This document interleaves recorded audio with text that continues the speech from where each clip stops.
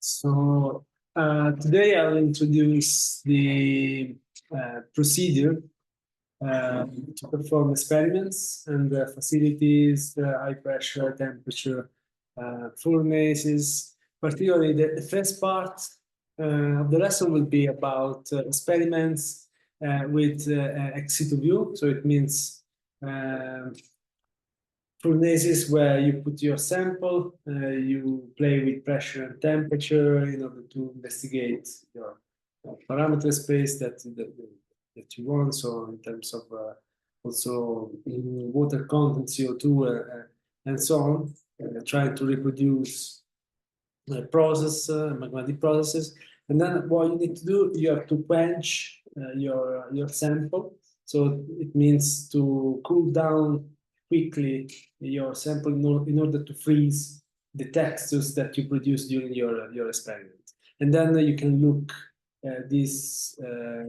your sample with technique like microprobe, SEM, and so on. So for the first part will be related to this kind of experiments. So here reported the diagram that summarize in some way the different type of furnaces that can we use to simulate the Earth. This is pressure and temperature. So basically, what we have all the systems that are called cold seal, pressure vessel, or PZM pressure vessel. I'll show you later, that are pressurized or by water, so therefore they can reach a certain range of pressure, not too high, and maximum temperature around 1000 degrees Celsius, but this means a very low pressure. There's a window where we can perform high pressure experiments up to, I don't know, 200 megapascal, and lower temperature, or vice versa.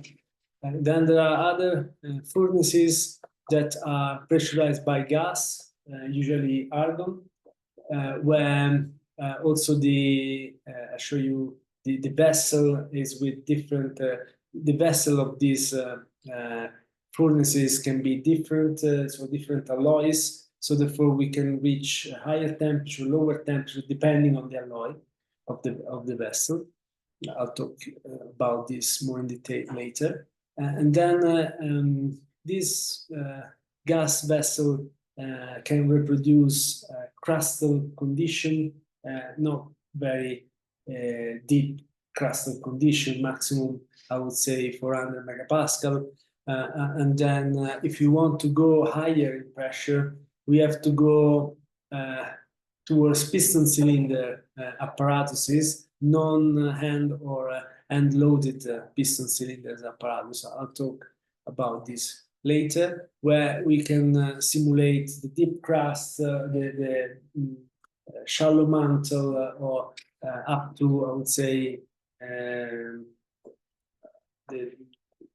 the mantle up to 3 gigapascal, 4 gigapascal, like this. And then if we want to go higher in pressure in order to investigate the lower mantle or close to the core, we have to go towards basically multi-anvil apparatuses or diamond anvil cell, where we can reach very high pressure, simulating the lower mantle or the core. So for our purposes, we are more interested in this kind of apparatuses. So I'll introduce you cold seal pressure vessel, or gas vessel, or piston cylinder apparatuses. First of all, before to go to present these apparatuses, I want to start from the beginning. How do we prepare our capsule, and how do we prepare our system? And that it should be a closed system. So usually we use gold tubes or gold palladium tubes. Anyway, metals that allow us to put our sample inside of this tube.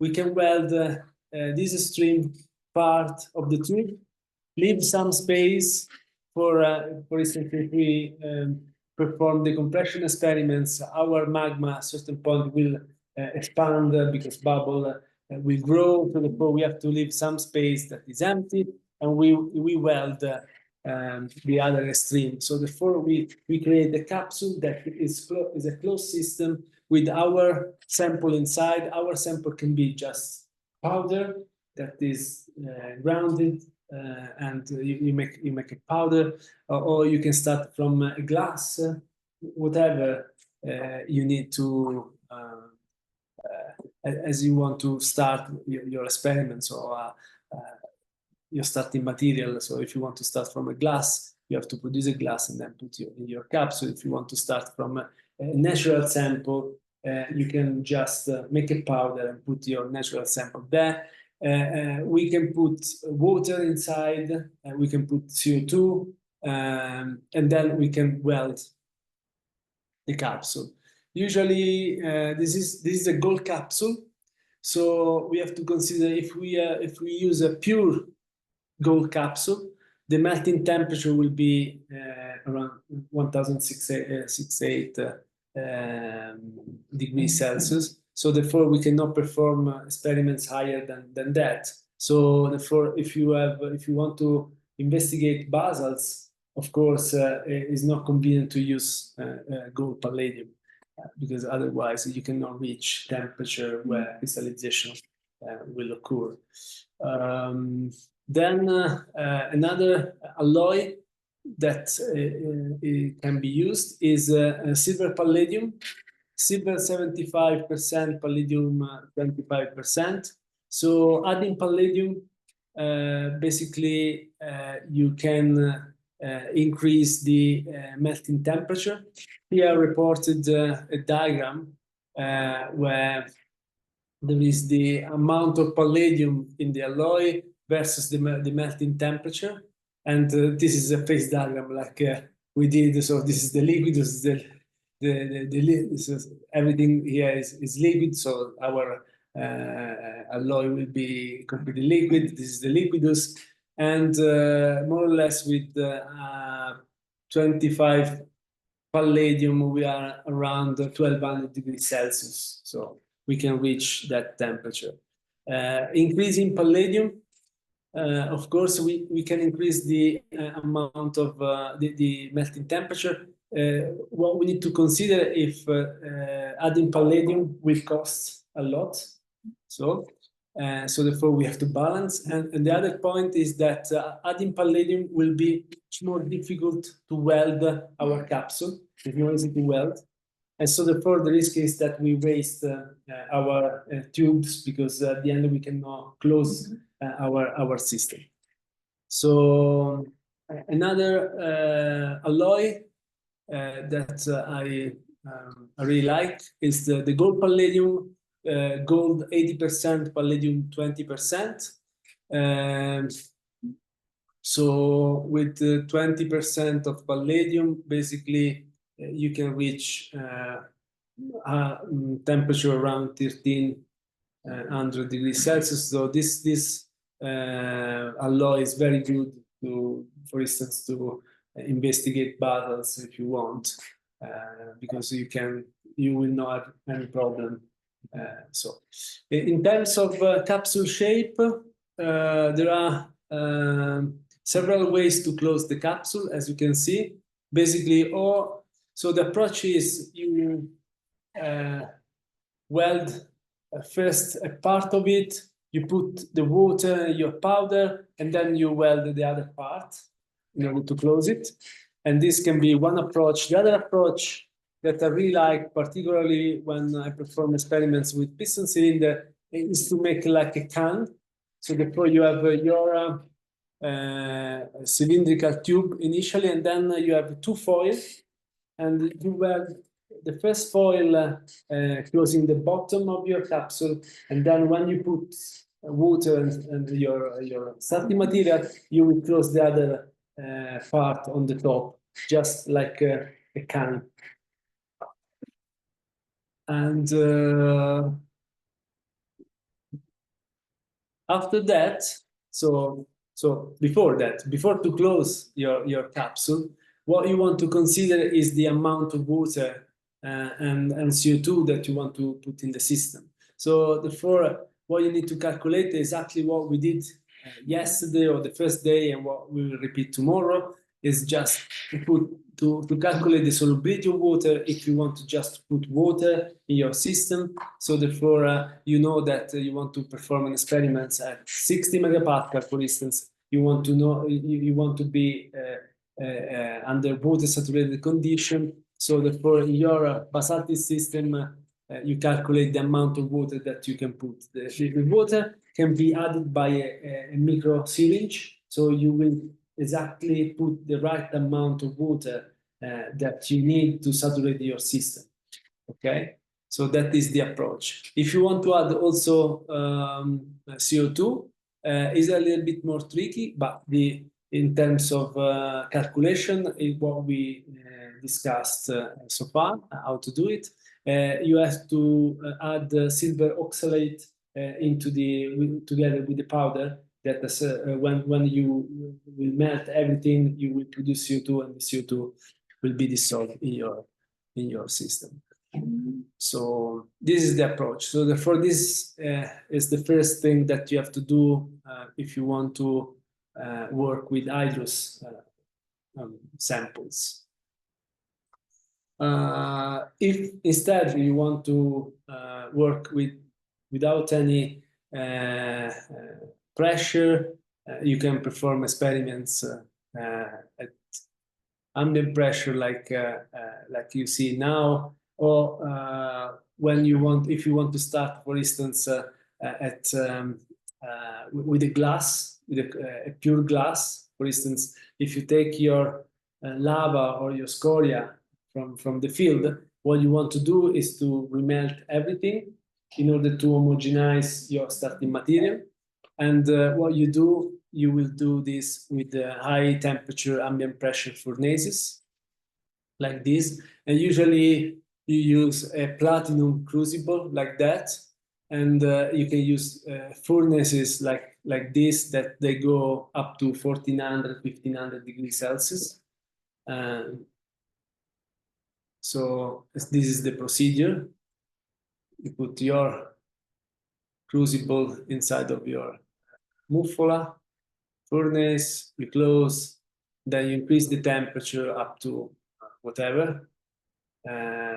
So to melt a basalt, more or less you need at least 1400 degrees Celsius, 1500 degrees Celsius. If you melt something with alkaline, so like a phonolite or tephrite, you want to go 1300 degrees Celsius will be enough.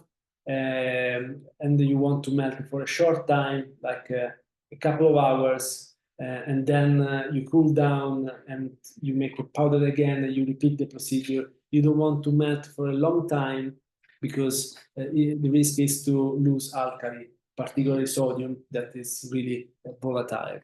And then once you get out, you take out your crucible, you put in a container in order to quench and solidify your melt, making a glass. I can show you here a video if it works.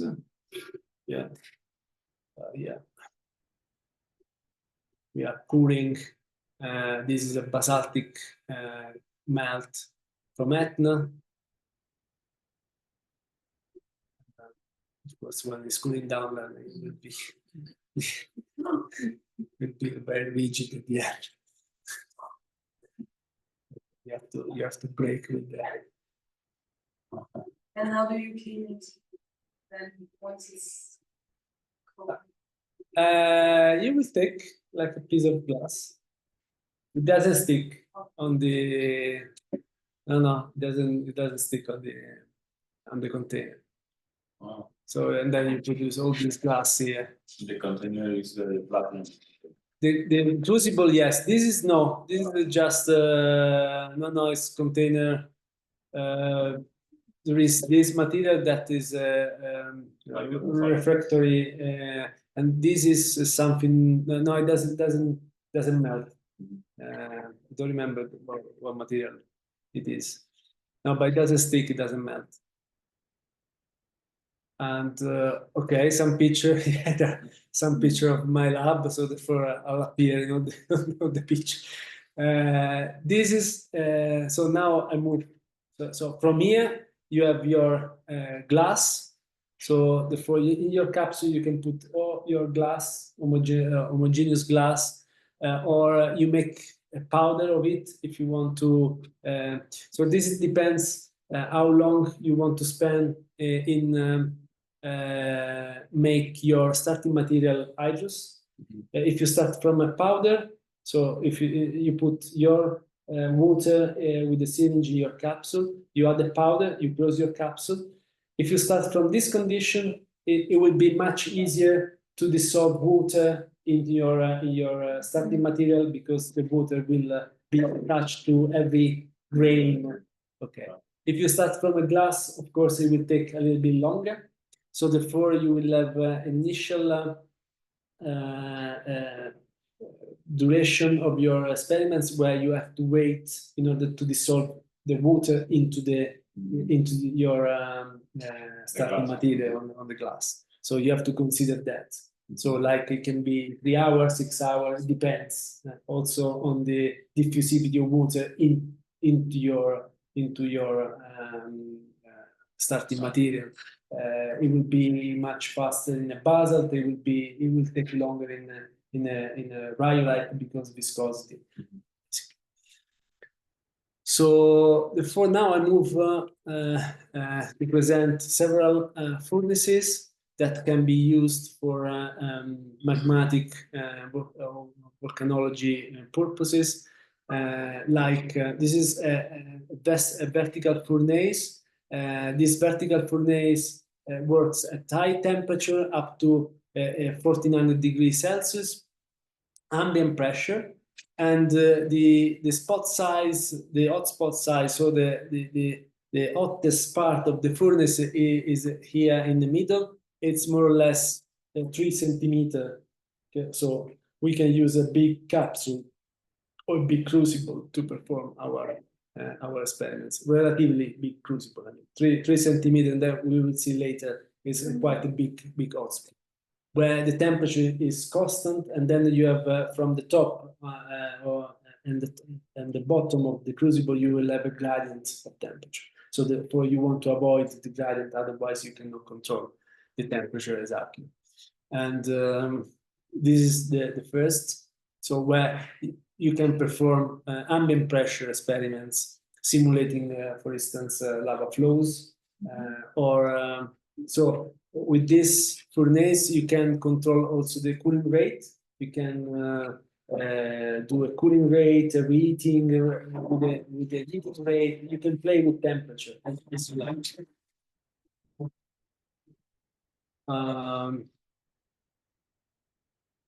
Then I have, so we have this furnace that is a gas mixing furnaces. This is still ambient pressure.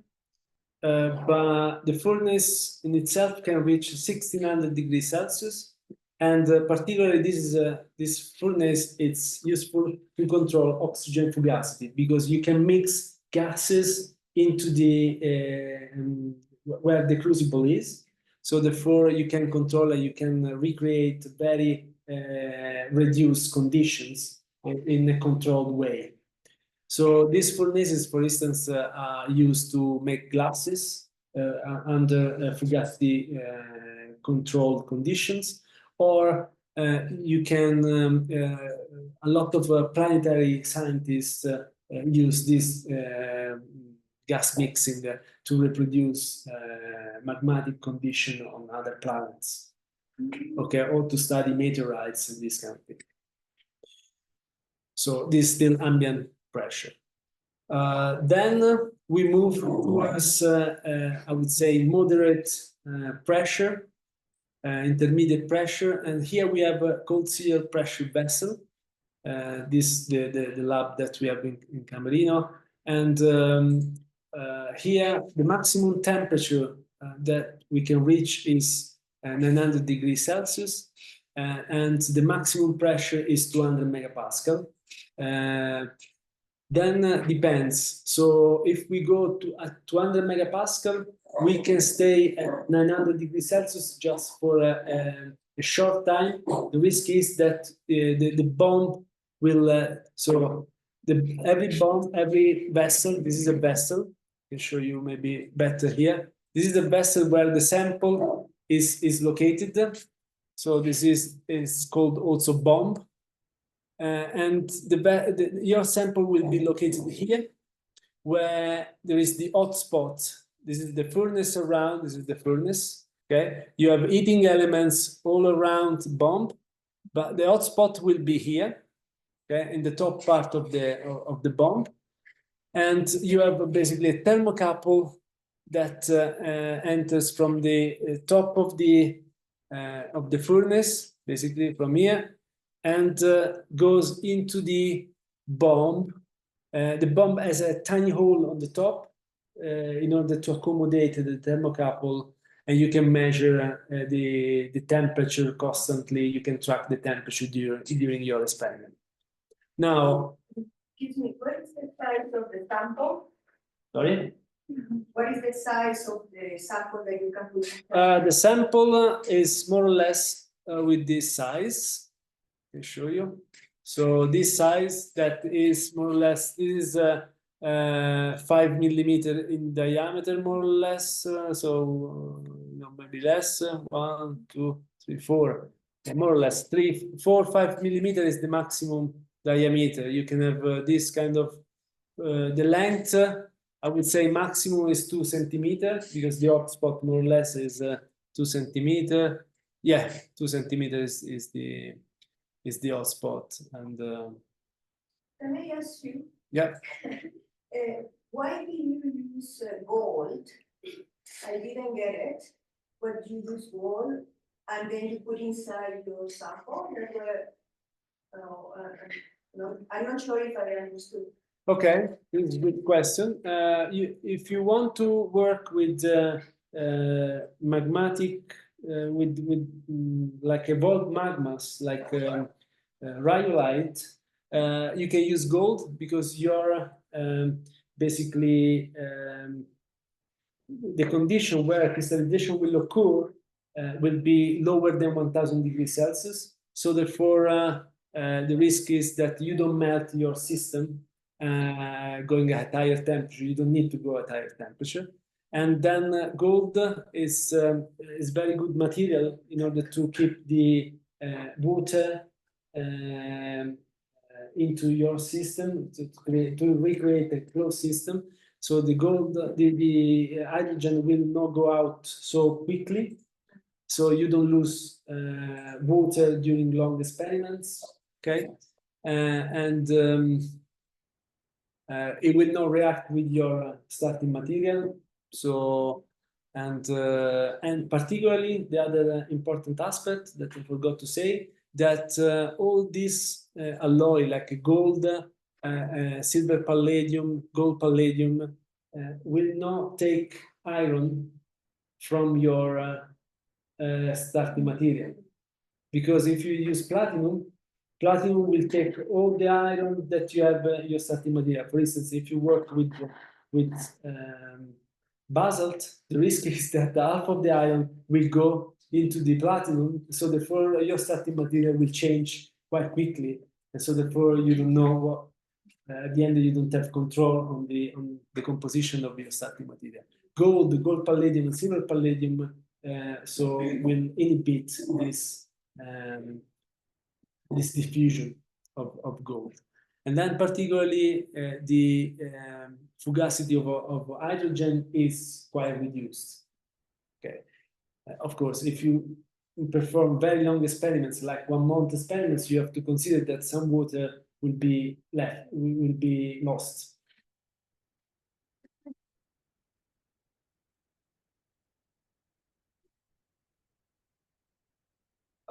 Okay.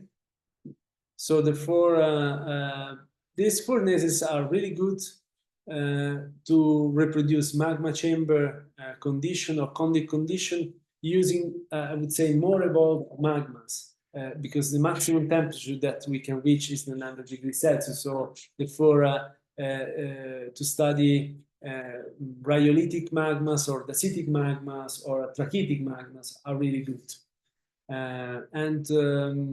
Yeah, with these furnaces, you can perform cooling experiments. You can play with temperature, having basically a precise cooling rates or heating rates, and then you can decompress the system. You can perform decompression experiments. The unique limitation is that this system is pressurized by water, and there is, unfortunately, the picture don't show this. No, there is an end pump here where you control the pressure by hand, moving the pump. Okay, if you want to decompress, you can, but you will do by hand. So therefore, if you want to decompress with a constant rate, you can do it. It's possible to do it. If you coordinate your with the control of pressure that is digital, you can see how fast you decrease the pressure. You can control with the time in order to maintain the same rate through time. But of course, you can do that simulating fast decompression rates. It's difficult to do slow, because if the decompression will take 2 days, you cannot stay 2 days there. Your decompression. So therefore, it's possible to do decompression, but fast decompression. And the bomb here, it's a nickel alloy bomb. So the nickel alloy bomb, it's really good for this kind of experiments, but the limitation is that the maximum temperature that can be achieved is reached is 900 degrees Celsius, because the alloy. If you go higher than that, the lifetime of the bomb will be very short. So each bomb is more or less 6,000 euro. So, and it's possible that if you go higher than 900 degrees Celsius, your bomb will last maybe a few days or a few weeks. If you work in below 900 degrees Celsius, this bomb can last years, basically. So therefore, you change a lot the duration of your bomb. They are called bomb because they can explode. In this case, the nickel alloy doesn't behave in a fragile way when at the end of their life, but they behave in a plastic way. They basically will deform. They will make like a bell on the top, okay, and they will not explode, fortunately, because at the end they can store a lot of energy, reaching 200 megapascal. And so therefore, they are relatively safe bomb. They are not so dangerous. And so during the experiments, basically, this is the bomb. This is the pressure system that is connected to the end pump. All the system will be pressurized by water. When we increase the temperature above 300, if I remember correctly, 350 degrees and 20 megapascal, or 15 megapascal, more or less, the water will be supercritic. So we have to consider that all the system will be pressurized by supercritic water. Okay, and so therefore, when you increase the temperature, the pressure, despite you don't move the end pump, the pressure will goes up quite quickly because you change the state of the water. And then what else? Yes, I'll explain here. This is a fast cooling system, all this part here. that is cold. All this part will be cold during the experiment, because during the experiment, the furnace goes down and will cover the bomb, and the bottom of the furnace will reach here, okay? And this part here, there is a tiny room inside that will lost the sample for the quench. And this part is constantly cooled down by a flux of water. So therefore you have a chiller that circulates water constantly during the experiment. So therefore this part will be 800 degrees Celsius, this part will be at 20 degrees Celsius. Okay, and when you want to quench your sample at the end of the experiments, what you do is you move this magnet. This magnet keep your sample here. Your sample here is attached to a rod, and here at the bottom of the rod you have a magnet that is kept. So is in I would say kept up from this magnet here. So therefore, as soon as you move the magnet down, so your sample will drop in the cold chamber, and your sample will be quenched immediately. Okay. So therefore, if you want to reproduce glass, you can do it like a matter of seconds. Yeah, a matter of seconds. Exactly. And then, so this system here is connected by cone seal that keep the system pressurized, and the water can flow inside to pressurize the system. This is the line. And you have several, I didn't take a picture actually of the controller. You have several pressure controller where you can see the evolution of the pressure during your experiment. So these are considered pressure vessel. Then I move towards PZM pressure vessel. The approach is exactly the same, but we have a different bomb. The bomb is an alloy of titanium, zirconium, and molybdenum. This bomb is dangerous because this will behave in a fragile way. So this means that they explode. So therefore, usually these furnaces are inside of a cabinet that is protected. You have to use ear protection. You have to use gloves, goggles, or usually this is a TZDM in East Anglia in the UK. This was located into a metal room like this. This is a room into a room. So basically, the vessel is inside of the room, and you control everything from outside of the room in the lab. So in order to be safe. The positive things of this bomb is that you can reach higher temperature, up to 1200 degrees Celsius. So it means that you can study basalt with this vessel. And so you can change temperature and pressure, simulating magma chamber, basaltic magma chamber, or basaltic conduit dynamics. So the other difference with the concealed pressure vessel, that this system is pressurized by argon, because this vessel here, the bomb, doesn't like to be pressurized by water. So it doesn't like water, it doesn't like oxygen, because as soon you will have oxygen in contact with the bomb will explode.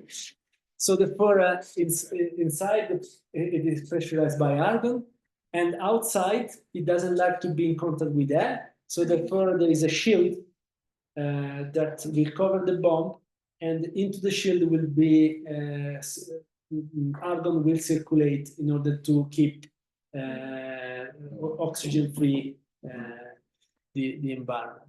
And here you have this is the pump to pressurize the bomb with argon, basically. And then you have the controller outside and all the system to control pressure and temperature that are outside of the system. This system was really nice, organized and thought. One of the best that I saw. There are TZDM are in East Anglia. Then Jenny Barclay didn't want to have anymore, so therefore gave all of this to us, and she dismantled the lab. There is another ZM in Bristol that is still working well, in Bayreuth, and one I'm assembling one in Camerino, but I have to find the right place to put it. Okay. So therefore, basically, what is going to change is the temperature here compared to the concealed pressure vessel. We move higher in temperature and pressure. This is an internally depressured vessel. This is a big guy that can store a lot of energy inside. This is actually the new internally pressured vessel in Manchester. And this is the pressure and temperature control. Here we can reach basically the internally pressured vessel is different from the cold sea pressure vessel because the furnace is inside of the vessel. So therefore the furnace is inside here. Before we had basically we have the vessel within the bomb and the furnace is outside. Okay. In this case, we have the vessel that contains the pressure and the furnace is inside of the vessel, so will be pressurized as well. So, yeah, you can see better. I took some picture in Hanover. In Hanover and in Orléans, they are really expert of this apparatus. And so basically, it's quite big guy where you can put your sample from the top and from the bottom, and you can have the thermocouple attached to it. You can control. So you put your sample and the furnace inside, and all this vessel will keep the pressure. So therefore you can store a lot of pressure. And this guy is pressurized by argon as well. What is the sky? It looks like a solenoid. You know, like a tube that is going around. This is a cooling. It's a cooling system. Yeah. And then yes, this is the furnace and where the sample are located. Okay, and you have attached the thermocouple that is going to be close to your system. In this apparatus, you can put more samples, so you can perform also up to 5-6 experiments, putting different capsules inside, since the space is quite big. So therefore, of course, the pressure and temperature will be the same, but you can use capsule with different amount of water or different amount of CO2. So you can change the condition inside. So, and yeah. And the pressure basically is kept just screwing and unscrewing the top and the bottom. So you open and then you will close it and it will. What's the minimum range in this type of guy? You can use it for lower pressure. I mean, it's up to more or less, I would say 400 megapascal, but from very low pressure, I would say from 10 megapascal to. Yeah, we have you have a wide range of pressure. It's more, I would say, you need to look after a little bit more compared to the other two that are simpler. So you have more things that can be wrong. The furnace lasts, so doesn't last too much. You have to replace, or you have to replace the thermocouple. So it's a little bit more manage. You have to manage a little bit more carefully, and but yes, but it's really powerful, because then the range of temperature also that you can investigate is quite wide. So therefore, in theory, if you have this one, you can cover. Yeah, exactly. And you do decompression? Yes, okay. This is a good question. So, in theory, you can do decompression and control decompression. Here in Hanover, when I took this picture, I asked exactly this question, and they developed a system in order to decompress in a controlled way decompression, so therefore you can track and you can perform fast and slow decompression rates. They told me that it's not easy to do and to maintain, but it's possible to do. This was done also by the group, the Orléans group, and also another group in Novak. I don't know. I don't remember if he's in Göttingen, where he is. So that they do this kind of control decompression rate. But so far, not so many people perform the control decompression rates. Yeah, it's possible. So the vessel, it has to be, I have a question, the vessel has to be sealed with the sample inside. Yeah. Nothing escaping. Yeah. So when you put the vessel and you put the pressure conditions, how much does it change inside the vessel? So, I don't know, because the vessel, it has to have like some resistance. Yes, yes, can deform. The last one that we developed for the synchrotron that I know exactly can deform once you pressurize it up to, so the limit is up to 30% of deformation of its volume. Basically, it can take. So therefore, you can pressurize a lot, and it will not fail. It will not break if you over pressurize. So it can deform up to 30%. It's quite a lot. So, but usually you don't want to over pressurize this guy because it contains a lot of gas.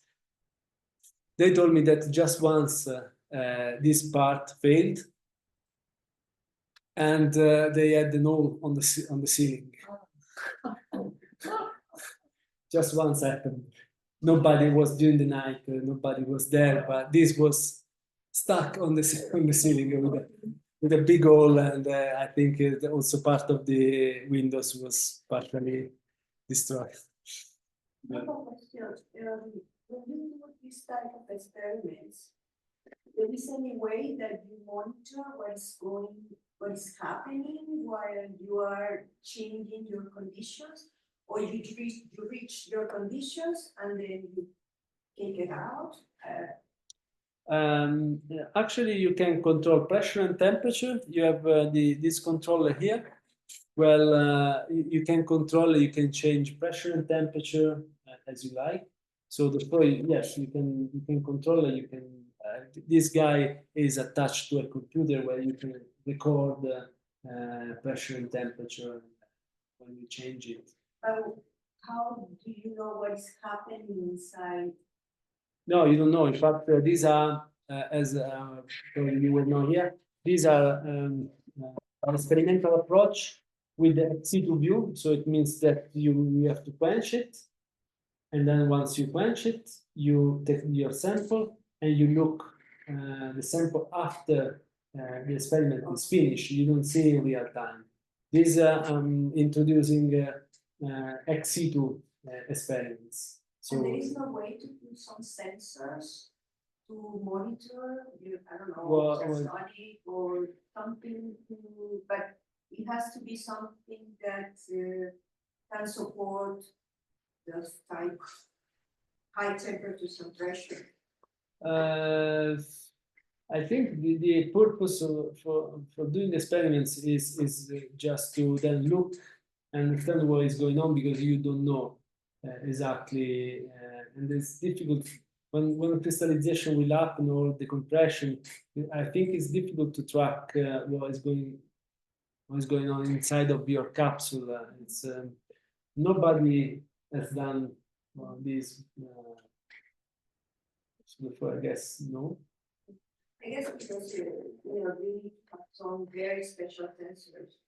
Yeah. But so I'm sorry for the ignorance, but the when you put the sample under the conditions you want to study, and then how do you know that when you take out your sample, I don't know, what is happening, what you are getting in your sample is just all the process that reaching up, pulling down, and Okay, this is good. But if I understand correctly, you're asking if your sample will record the everything since the beginning and the until the beginning. end. Yes, this is a good question. Yes, it is possible, and this aspect is something that I'm studying at the moment. Yes, possibly there is an effect of heating up your sample or cooling down your sample, but not a micro scale. It's possible that something will happen at nanoscale.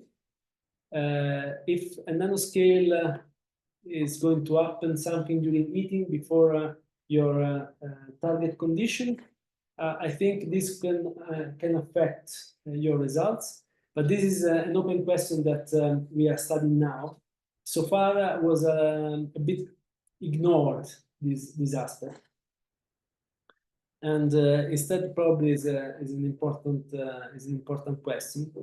And during cooling, cooling is quite fast, can be quite fast compared to the heating before to reach your target conditions.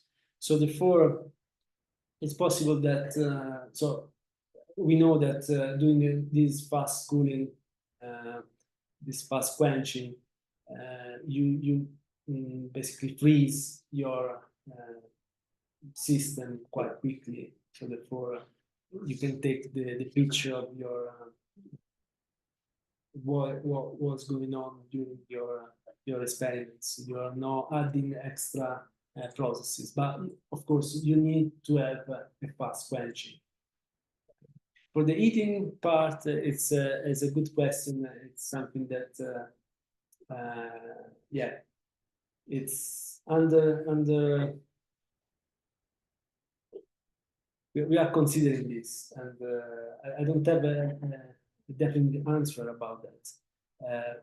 But for sure, you can produce nanocrystals that will affect then what is going on at your target temperature. It's possible, yeah. This is why I asked you that if you don't have any other way to monitor what's going on inside. Yeah. Because if you have any, I don't know, another, some sensors that can monitor what's happening when you are eating, and then whatever happens, and then somehow you can see there are some macro changes.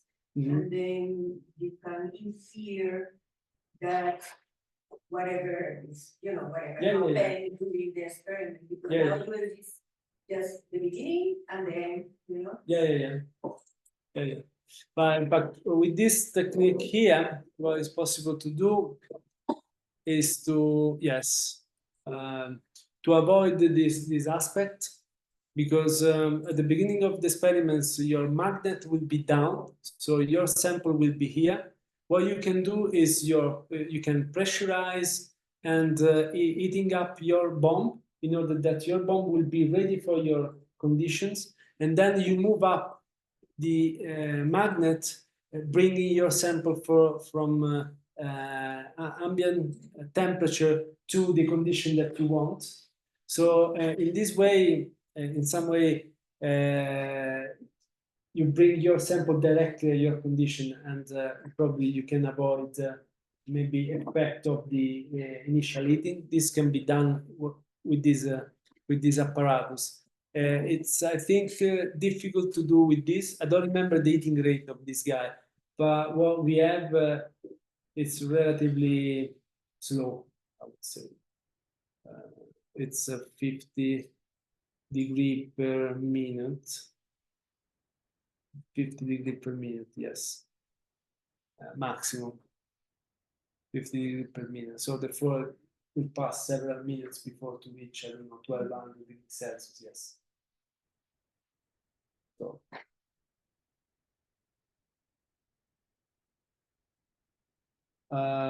Then, okay, from all these apparatuses are pressurized by gas or water. Then I'll move to this guy. So therefore we go at higher pressure, particularly higher pressure. This is a piston cylinder in ETH in Zurich. This basically is not pressurized by gas, but it is pressurized by a piston that will deform an assembly. And this assembly is made by different material, I'll show you later, that will deform in a plastic way, inducing an hydrostatic pressure around your sample that is within the assembly. So therefore, the piston will be pressurized by oil. There is a pump of oil here, and there is an external control where you can control pressure and temperature, and the pressure of the oil that will push the piston, and then there is a sensor to monitor the pressure of your sample. You have to do some conversion between the pressure of the piston and the pressure of the oil to get exactly the pressure of your system. This is a schematic way of the Boyd and England type piston cylinder. So this piston cylinder is an end load ram, so that will push all these apparatus, and this can reach very high pressure. This is the piston, and this is the bomb. The bomb usually it's cold, and basically the temperature will be just the central part where the sample is will be pressurized by the piston and will be heated up through electricity, basically. So therefore the rest of the bomb will be cold, and there is a circulation of water into the bomb. So therefore you will have just pressure and temperature where the sample is. Okay, depending on the size of the bomb, and so therefore the size of the assembly, you can change the pressure.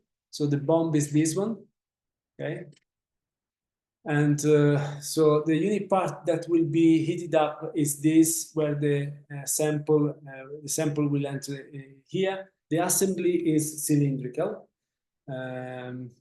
Depending on the size of the bomb, will change the diameter of this assembly place. And so therefore you can change the range of pressure that you can investigate. There is also a bomb that allows you to investigate from 150 megapascal, so crustal pressure, up to 1 gigapascal. Then there is another one that you go from 1.1 gigapascal to 2.5 gigapascal, and then another bomb where you go from 2.0 to 5, more or less. That are the range. And the assembly is this one. Okay.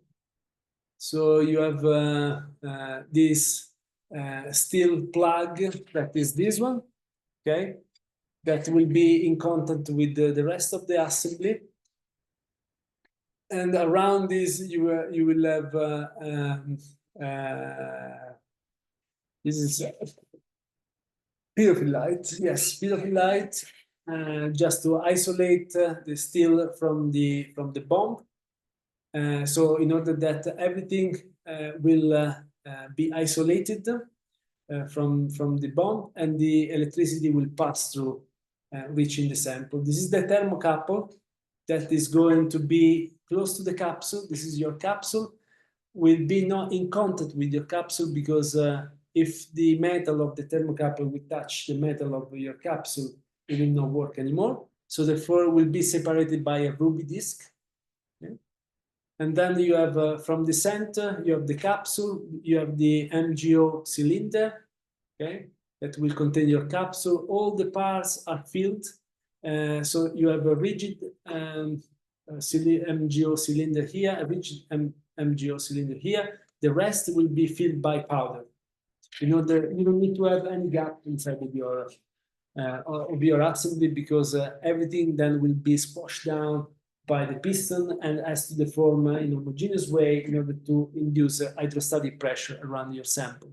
Then you have a graphite cylinder, then there is a Pyrex cylinder, and then there is a talc. This depends on the pressure that you want to reach, or you have a talc cylinder, or you have salt and NaCl, sodium chlorine cylinder, and then you have a disc of graphite at the bottom that isolates the rest of the system. These are more or less the proportion of your assembly. These are all the pieces that are going. So therefore you have the talc, and then the Pyrex, the graphite, the top part of the MGO, where the thermocouple will enter, the ruby disc, the container of your sample. Your sample will go inside here. This is the bottom part, and this is the several graphite discs that will isolate the rest of the system. So this assembly, once is ready, will be wrapped by a lead foil, and everything wrapped will go inside here. And the lead foil will reduce the friction between your assembly and the bomb, and this part, the inside of the bomb, because when the piston will push your assembly, everything should smoothly be squashed in some way. So, and at the end it will deform plastically, and then you increase the temperature. So first you squash your sample, and then. So when you do that, the risk is that with this kind of piston cylinder that you break your thermocouple. If you break your thermocouple, that is quite common, you have to restart again. Because otherwise you can control the temperature. So this thermocouple that is really tiny alumina rod with the wires inside, it's really fragile. And it's easy to break. If you break it, you have to start again, because you cannot control the temperature. And also, the piston cylinder will not work without that thermocouple, because there is a safety control based on the thermocouple that you don't want to overshoot in energy your system. So therefore, it won't work.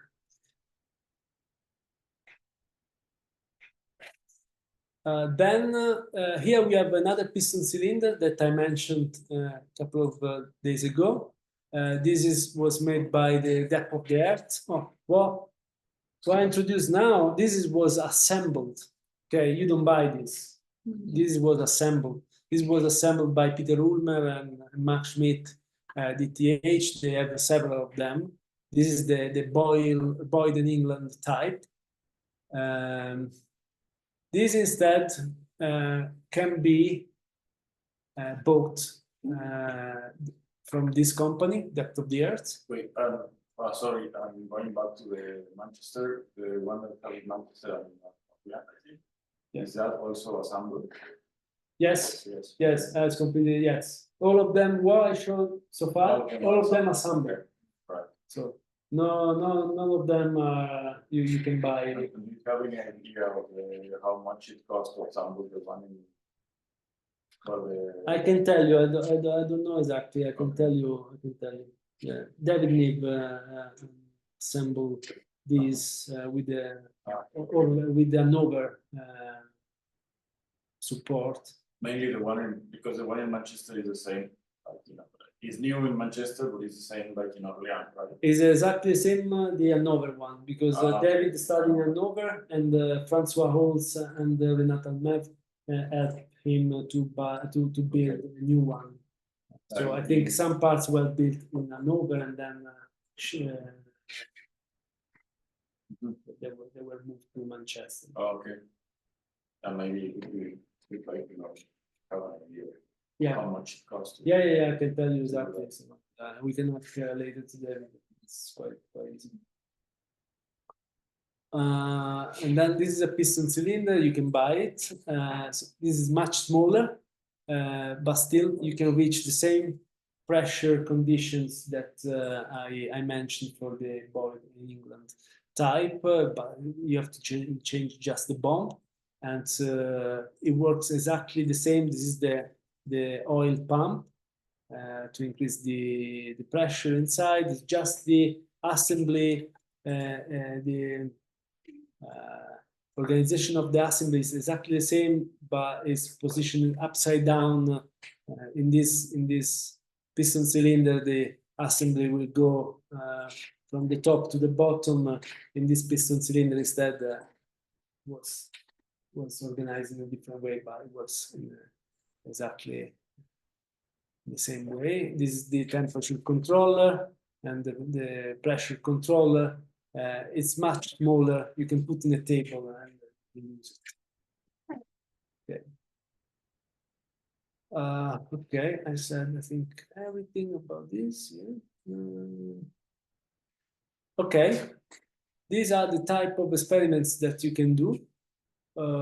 As I mentioned before, this approach, for instance, if it's just a single-step cooling experiment, what you need to do is to reach your initial temperature, and then you leave at the initial temperature. Usually you want to go higher than the liquidus of your bulk composition in order to rehomogenize everything, particularly if you want to that your water or CO2 will be in your will go in your melt, and then what you want to do if you want to perform a single step cooling experiments, you want to drop your temperature up to the final temperature and keep constant temperature at subliquidus condition in order to investigate crystallization at different duration, for instance, and then you quench rapidly your system. This can be one approach. The same approach can be done with the compression with this system, except with the piston cylinder, because the piston cylinder you can once you reach your target pressure, since your system will be pressurized through a piston. If you release the pressure of the system, it doesn't respond like gas. With a gas, you can control the compression, since that is deformed and the pressure is applied by mechanically with this a solid material. It will not go back to lower pressure. So you drop the pressure to ambient pressure. So it won't work with a piston cylinder.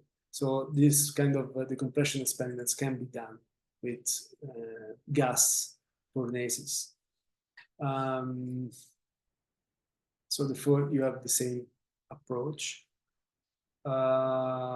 Here, yes, there are furnaces that allows you to do controlling cooling experiments, a different, so the difference between the single-step cooling experiments or continuous cooling experiments at fixed rate. This was 0.5 degree per minute, if I remember correctly, and then you quench quickly.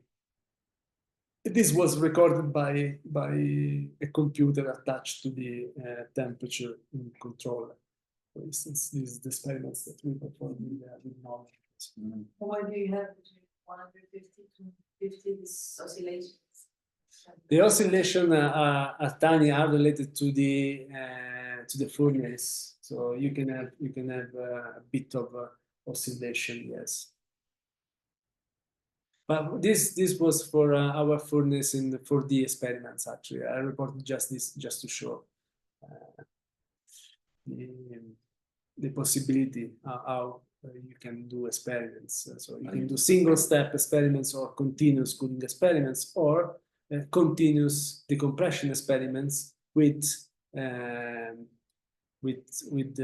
TZM or cold seal pressure vessel or with the internally depressured vessel. So therefore, what you do, you heat up your system at 0.75 degrees per second. In this case, you keep at a temperature of 1200 degrees Celsius. And in the meantime, what you do, you compress your system up to the maximum pressure. And then when you reach the temperature that you want, you keep the temperature constant and you decompress your system in order to investigate the gassing and the circulation.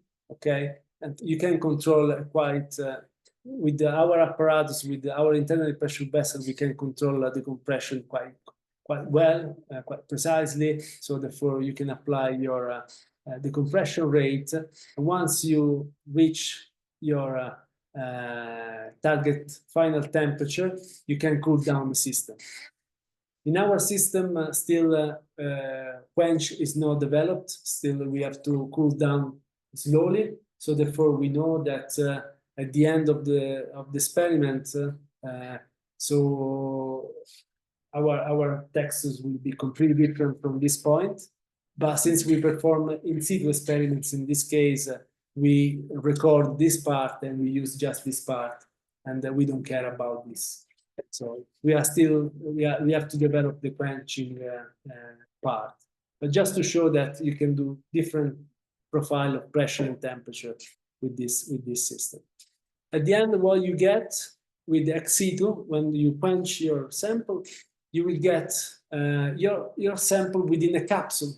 Basically, the capsule is this, and you put in resin if you want, and you make like a resin block where then you can polish and you can look the textures of your samples. And as I show you, you can use microprobe. So therefore, what you can do is profile of the chemistry. You can study the chemistry of the glass crystals. You can do spot analysis, or you can do maps, whatever. This will be basically the result of your experiment. So you can cook and then look what you have done, or using also laser ablation in order to investigate, the zonation if you produced, or calculate partition coefficient like I showed you yesterday. You can do whatever. You can analyze your sample. Of course, you can analyze or in 2D for the chemistry, or if you want, you can analyze your experimental samples also using 3D after quenching, but you have to remove from the capsule. And when you remove the sample from the capsule, the risk is that you break in pieces usually, because cooling down quickly, it will have a very thermal shock. So therefore, glasses will break in pieces. And you have to consider that. So this is for the first part of the ex situ experiments. Then I'll move. Now remember, we also use it now in like so they remove the parts and they install it to look at like the fractionation of different phases. Yes, But exactly. you have to remove part and then install it, separate the ionic columns, but you really they will do it there. You have questions about that? Eso son más avanzados. You have question about this first part? How critical is the size? Is there a critical size for the sample? I mean, if you run 4 distinct experiments, one is a very small sample, same condition, and a lot of sample. Okay, this is a good question. Yes, of course, you have to consider that if you have very small samples, you will have more energy, a lot of surfaces around your sample because the capsule, for instance, and so therefore the ratio between the volume of your sample and the surfaces around it will be something that you have to consider because, for instance, if you study crystallization, the surfaces of your capsule will decrease the energy surface and will promote nucleation, heterogeneous nucleation on that. So therefore, it's possible that most of the crystallization will occur attach your capsule basically. Instead, if you have a quite large sample, you want to concentrate on the inner part without to consider, I don't know, if you don't want to consider the effect of the capsule, for instance. This and this is something that I'm thinking. Other aspect. Yeah.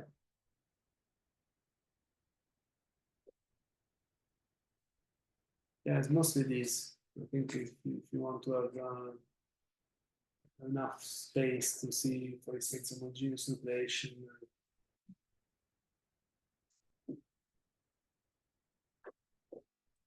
You have to balance them with the hotspot of your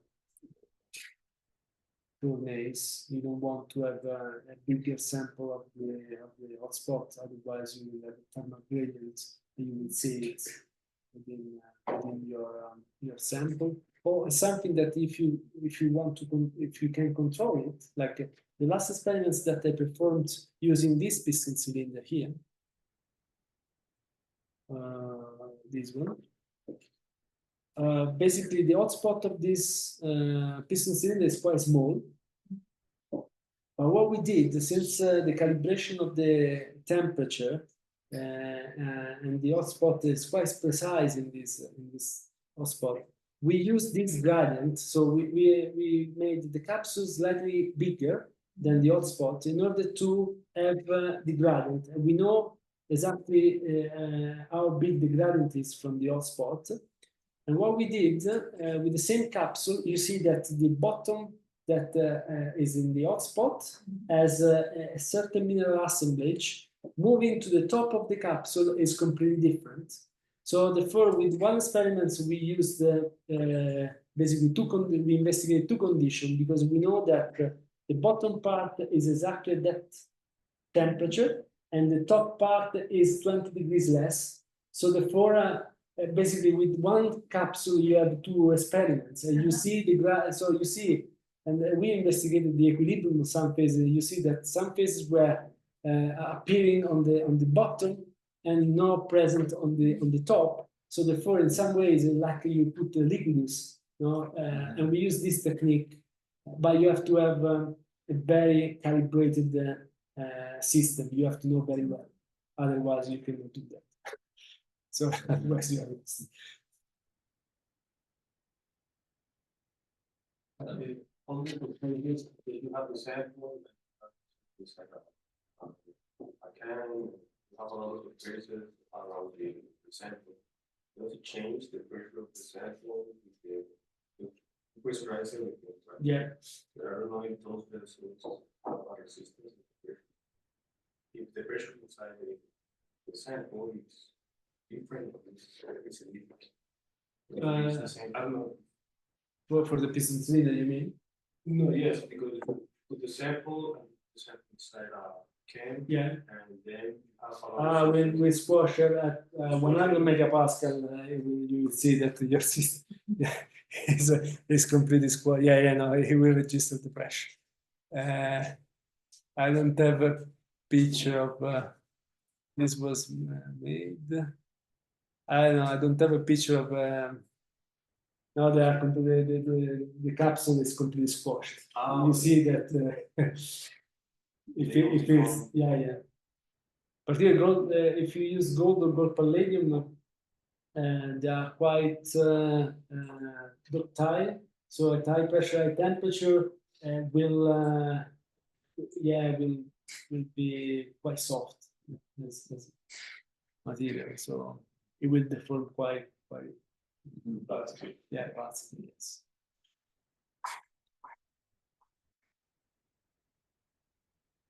Okay.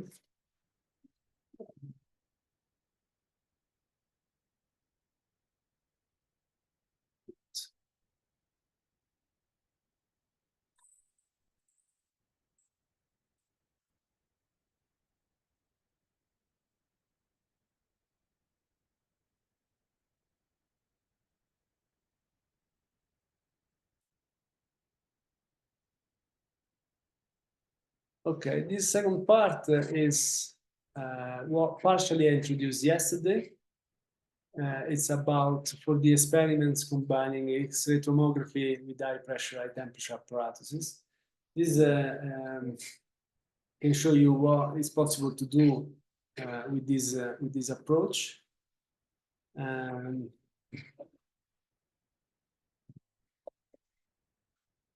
That is different from ex situ experiments because at the end you can record what is going on and you can record the processes that you want to investigate in real time with a certain time resolution.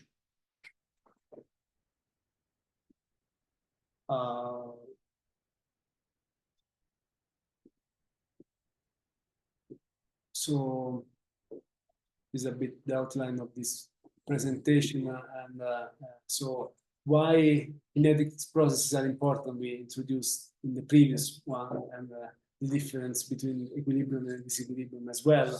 And and here I'll present a bit the difference between ex situ and in situ experiments, particularly. So what I'm doing is I want to present the combination between high pressure, high temperature experiments, ambient pressure with X-ray first. Then I'll move to towards also high temperature, ambient pressure with deformation experiments that can be performed with X-ray micro-CT, and then moving towards the high pressure that we are developing now, or other instruments that are already present in different synchrotrons to perform a very high pressure, extreme high pressure experiments.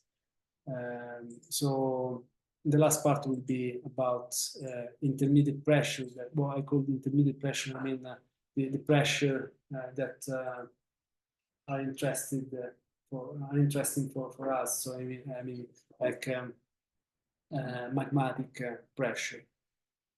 So for this, well, I already presented. You know this already very well. And the effects of undercooling on crystallization, vesiculation, and so on, solubility, what you can produce.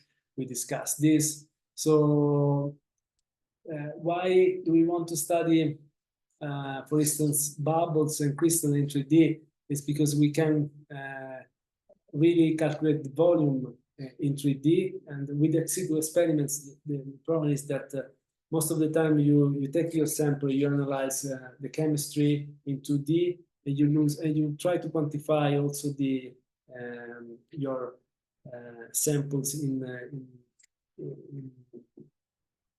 texturally. But the problem is that when you analyze your sample in 2D texturally, you can lose the third dimension, and often third dimension is really important because as you can see in this pumice, with this cut, the bubbles are spherical, but if you cut in the other way, the bubbles are elongated. So therefore, it's difficult when you cut a sample in 2D, you can lose completely the perception of what the real textures are. And particularly, if you want to, for the bubbles, if you want to measure the conductivity of your system in order to understand the like in this case, if you want to measure conductivity, if you want to measure permeability, it's very hard to do in 2D. It won't be realistic. So you need to have 3D images. But also, when you do, if you quench your experiments and you perform this kind of analysis, anyway, you will have always a picture at the end of your experiments, but you don't know how you reach there. So therefore, sometimes in volcanic rocks, you have these well-connected vesicles. Otherwise, you have bubbles that are completely isolated.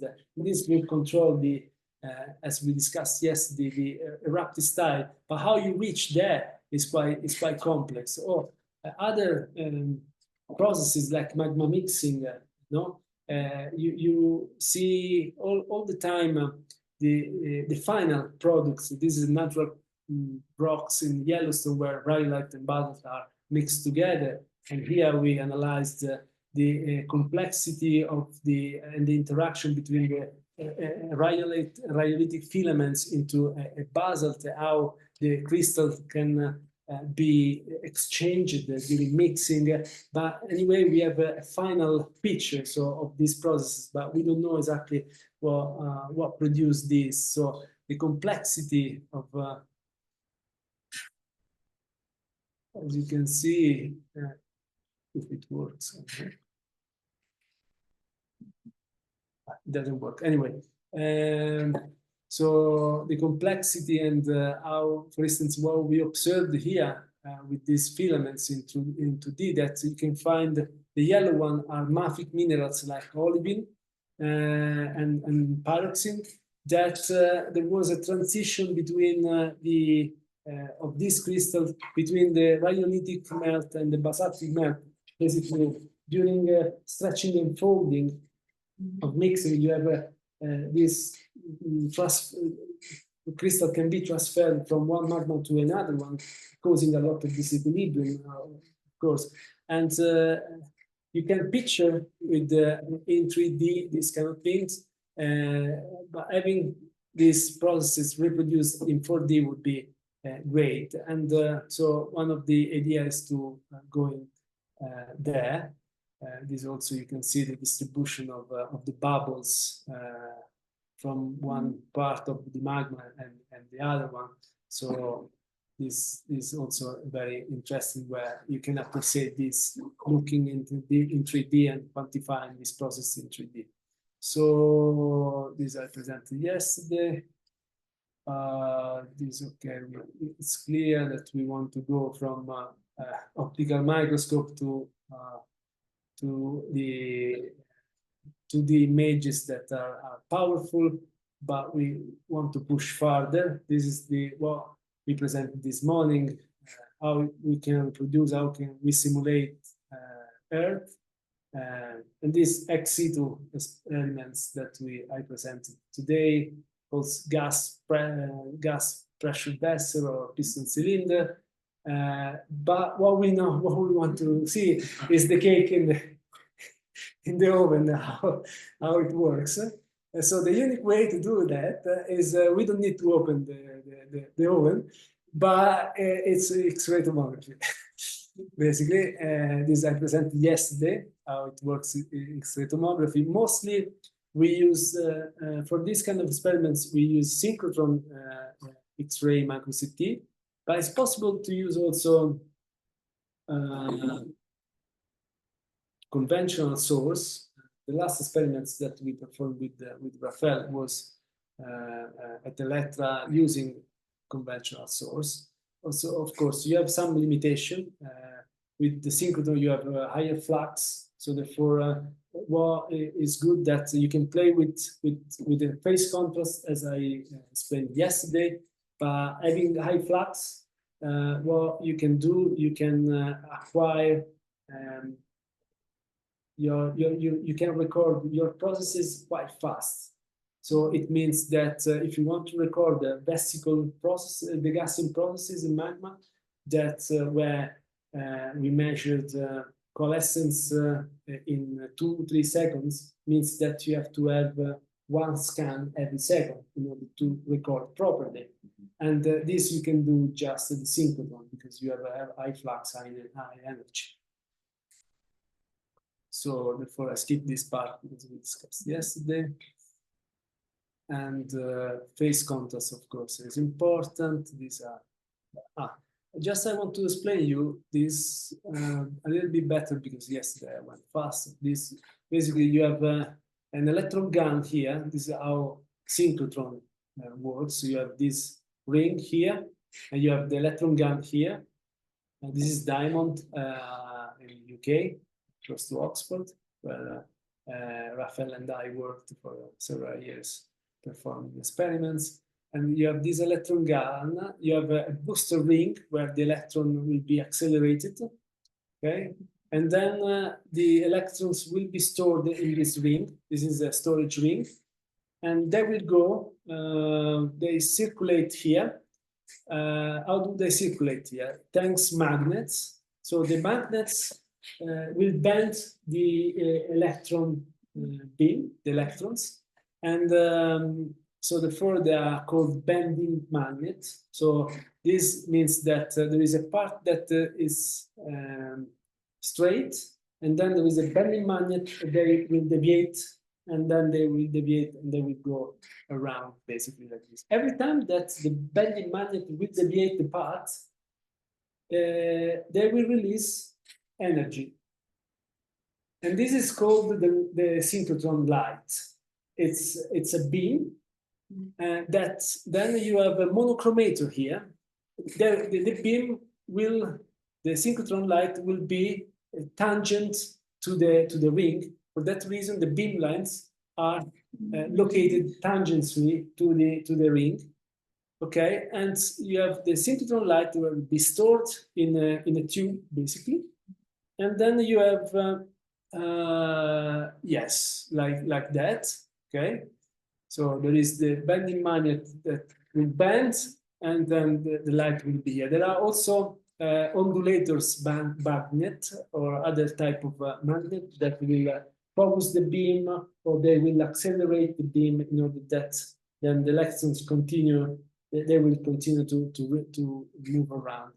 As soon as you produce the light will be stored in this part. They will go tangentially to the ring, and will reach the monochromator. At that point, you can select the energy, and you will focus the beam, and you can select the wavelengths. Basically, in our case, we use X-ray. Okay, and then the X-ray with the energy that you selected will go into the experimental cabinet, into the experimental room. Experimental room is what I showed you yesterday, where your sample is, your apparatus is, your camera is. So then you play with the distance between the sample and detector to increase the phase contrast and so on. So, and then you control the experiment, not here, because during the experiment, of course, there are X-ray beam, really high energy. You don't want to be there, but you will in a control room, in a safe place, in front of your computer, during the night and during the day, you control your experiment. Are you sure it's safe? So here I'll present the ambient pressure, high temperature experiments within in situ view. This what I presented yesterday is the first experiment of about bubble growth performed at PSI, that is the synchrotron, so basically it's Swiss light source synchrotron close to Zurigo in Billigen. This was performed by Don Baker and Lucia Mancini in 2011 actually, and then they published a paper 2012, and basically you have basically a laser that will heat up the sample quite quickly, and then you have the camera. This camera is a CMOS camera that is able to acquire a really quick 3D images every second.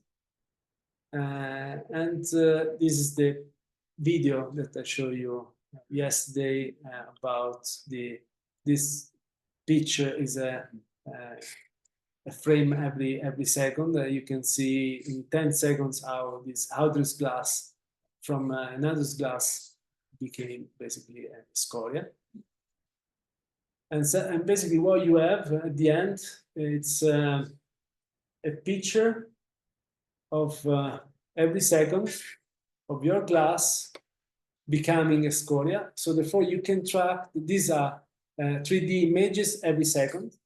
So you can track the evolution and the expansion of the bubble, possible coalescence, and the possible developing of connectivity and so on. So, and basically what you have is this, every second you have a 3D frame, and you can calculate connectivity, bubble size distribution, and so on.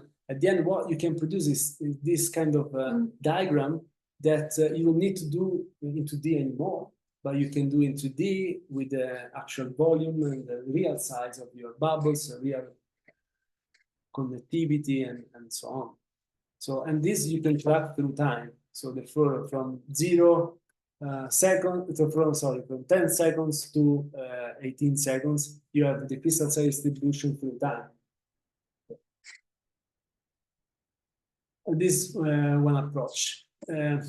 After this experiment, I proposed to perform the first in situ 4D crystallization at Dillingen, using basically tracking andesite from the famous eruption of Iceland 2010. The team was me as a PI and Lucia, Margherita, and Jordan and Don Becker. We performed this experiment. We performed actually two beam temps, but we failed a lot of time to control the temperature because the laser that I showed you before, so this laser, is really sensitive to the density of your sample. So therefore, it's not easy to control for a very short experiment like this. So 18 seconds, where you heat up your hydrous glass. The glass in 20 seconds will be a foam, basically. You can control quite well, and you don't need to know exactly the temperature because they didn't care about the temperature. They just increased the laser with the maximum energy. This happened in 18 seconds, and they never realized at which temperature they were. So they didn't care. Once you pass the glass transition, of course, the basalt will react and will form a form. So, but then when you have to do crystallization experiments, as we have seen so far, you have to calculate the liquidus, you have to know how distance is between the liquidus and your temperature, you have to calculate the undercool. So therefore, you have to control the temperature quite precisely. And this was a nightmare with the laser. So therefore, at the end, the last day, after 2 beam temps, I was able to control more or less the laser and to produce this kind of crystallization. But the error of the temperature was more or less 50 degrees, more or less. So it was too big. At the end, I never published this. But after this experience, I thought, I need a furnace. So, and then I'll explain what I did. In the meantime, using always these furnaces, this laser, we perform other experiments. So therefore, I abandoned for a while crystallization, and with Mattia Pistone, we decided to reproduce the crystal mash, investigating basically the gas filter, driven filter pressing, how you extract melt from a crystal mash. So therefore, heating up slowly a crystallized sample within a crucible.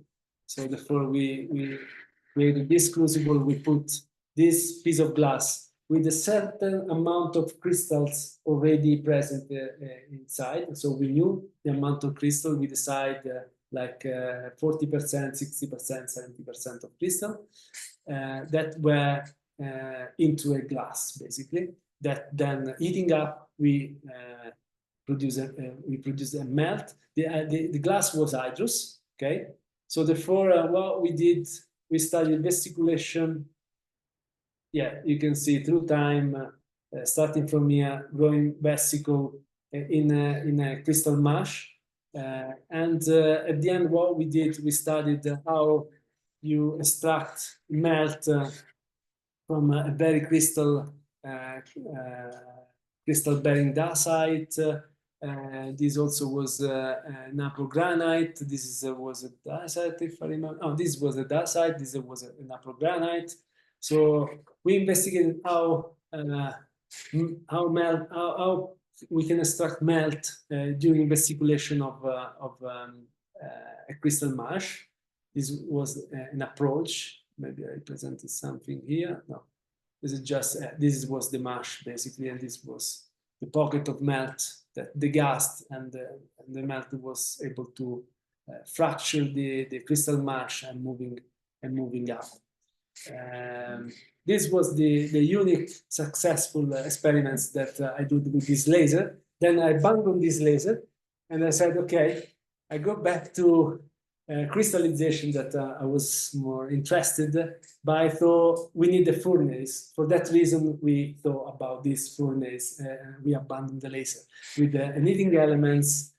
In some way, that experience was not positive from publishing papers, but from experience point of view was fundamental, because at the end we wanted to go in this direction. It was clear having a emitting element, thermocouples controlling the temperature precisely close to the sample, and having a furnace with windows that allows the beam to pass through the sample, and this is the camera. So this, I think I showed you before, is the arch. This is the arch. This is the experimental arch that I showed you before. The experimental arch, this arch in diamond is quite big, and that allows you to develop a lot in terms of experimental facilities. You can put a lot of facility, and you have a lot of space around to accommodate controllers and so on. And you have 3 different cameras where you can use the fast CMOS also to acquire, for instance, vesiculation, so to record the fast processes is possible. And this I present yesterday, this kind of crystallization. So therefore, this crystallization was performed at ambient pressure, if it works. So you had to bring the furnace, you developed the furnace in your own lab, and you bring it to diamond? The furnace at the end, initially we want to develop this, but then when we were in Manchester, we moved to Manchester. I moved to Manchester with Margherita Polacci. We decided to write a project based on this, and we want to develop a furnace like that. But then we met Peter Lee, and Peter Lee told us he's really an expert of crystallization in metal alloys, and he told us, I have already a furnace that you want. It was this one. So therefore, we used his furnace that was perfect. He developed the idea to study crystallization in metal alloys, so therefore it was right. Now the people use it to connect it to the line.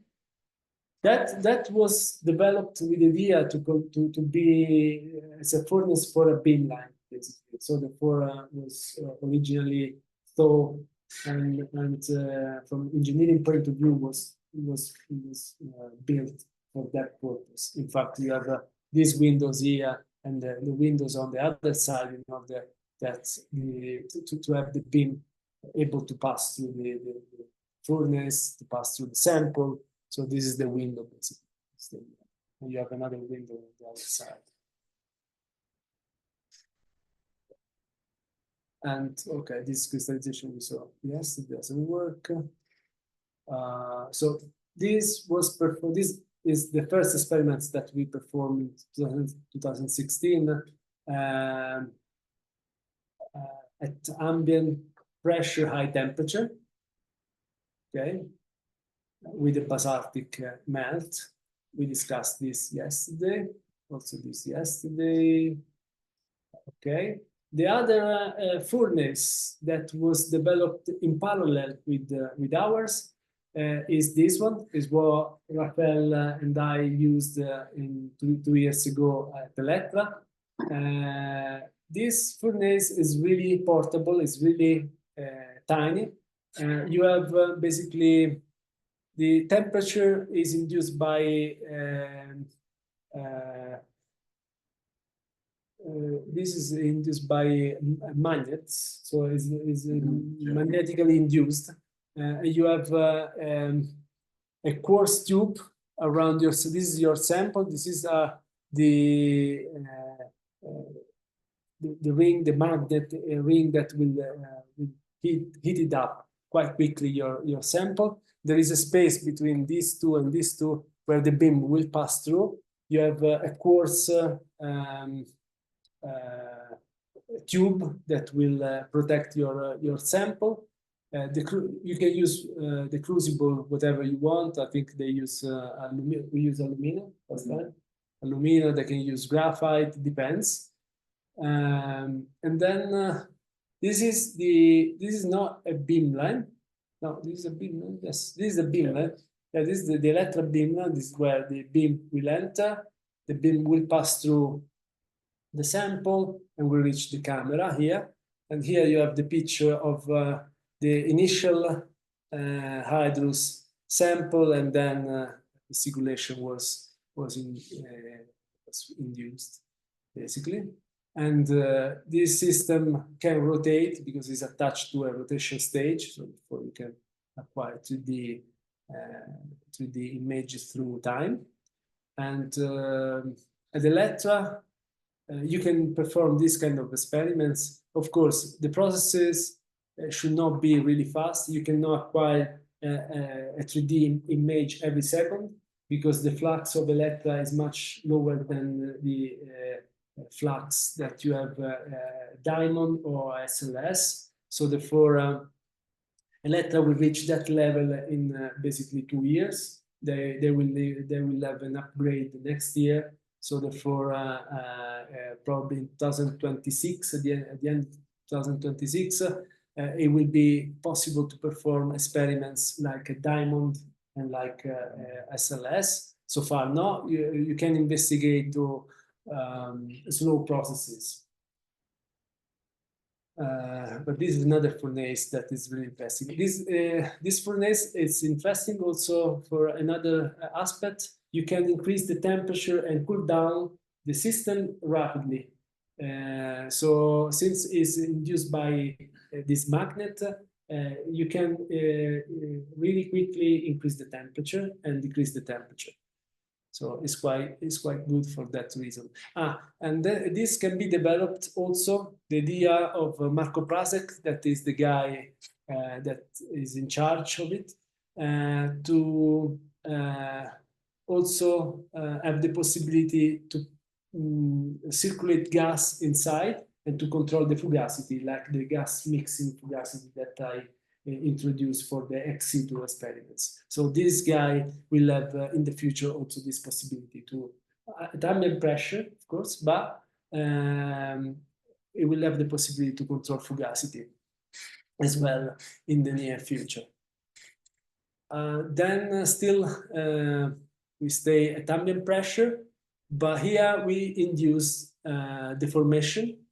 These experiments was performed at SLS Tomcat beamline, where I showed you before. Here you have basically a spindle that rotates within your crucible. So therefore, well, you have the laser. Still, this is using the laser, and you have the X-ray beam that will pass through your sample here. And the laser will heat up your sample, and then you have the spindle that will rotate basically, and they developed also the possibility to do so a Tomcat. They use this laser. This apparatus was developed by Kate Dobson, that she's at Durham. Ah. She's Durham. She's Durham now. So initially she was at CLS. She developed this idea using the laser. Then she realized that was better furnace, and she developed a furnace. Yeah, yes, the laser is nice, but it's very difficult to control. And this was developed at Jeep, so the I-12 beamline at Diamond light source close to Oxford. And so basically the new idea is that you have a spindle that will rotate within your sample. At the end, what you do, here you have your sample contained in a crucible, and here you have the spindle. The spindle will rotate. It's like you stir a cappuccino, for instance. And what you do, she studied real magma and analogs in order to investigate coalescence during deformation, basically. Okay. And basically what you can do is this kind of stuff. You can track the displacement of the bubbles, the coalescence, and so on through time. Okay, and so you can study the heterogeneity of your magma and how this will affect flowing and viscosity. And is the movement you put is important in the formation of bubbles? And in some way, she wanted to simulate like magma movement into a conduit, something like that. So usually we perform experiments always a static condition, but then during the compression you have magma that is rising up into the conduit. You have a different relative velocity between gas and magma. In some way, she wanted to reproduce these kind of things, but it's difficult to do vertically, and she did. So this is a possibility to do. I think this is in Berkeley by the responsible for this project is Michael Manga. They developed this furnace at ambient pressure where you have windows for X-ray beam, and the difference of this furnace that you have you can apply deformation through this uniaxial rig here, and basically what they did, they investigated the magma crystallization in basaltic magma, changing the rotation rate. So they basically force rotation, and they force like a deformation to the sample in order to investigate how this affects nucleation delay. Because why probably I forgot to say that nucleation delay is also affected by deformation, and you can see here. So basically, nucleation delay and volume fraction of crystals. So this is the time, this is the volume, this is for spinel, this is for iron titanium oxide. And basically, I don't know if there is, yes.